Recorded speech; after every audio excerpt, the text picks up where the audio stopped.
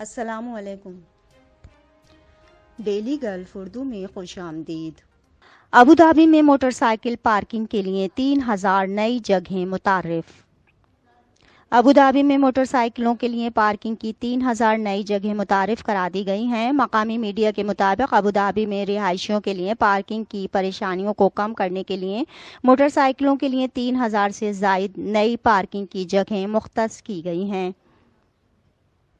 Integrated transport centre نے اس بات پر زور دیا ہے کہ موٹر سائیکل پارکنگ کے لیے بنیادی ڈھانچے کو تیار کرنا، کمیونٹی کے اراکین کی نقل و حرکت میں سہولت فراہم کرنے، صارفین کا اطمینان بڑھانے اور ان کے آرام اور سہولت کو برقرار رکھنے کے لیے اس کی حکمت عملی کا حصہ ہے۔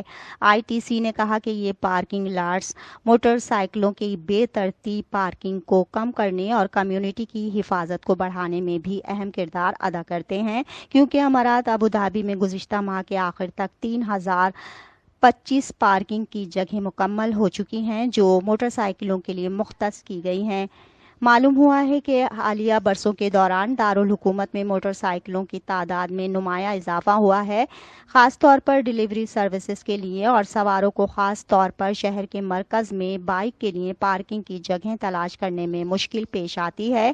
آئی ٹی سی حکام نے موٹر سائیکل سواروں سے بھی کہا ہے کہ وہ پبلک پارکنگ استعمال کرنے کے لیے ضابطوں اور ہدایات کی پابندی کریں۔ غلط پارکنگ پر موٹر سائیکل چلانے والوں کے خلاف قانونی کارروائی کی جائے گی۔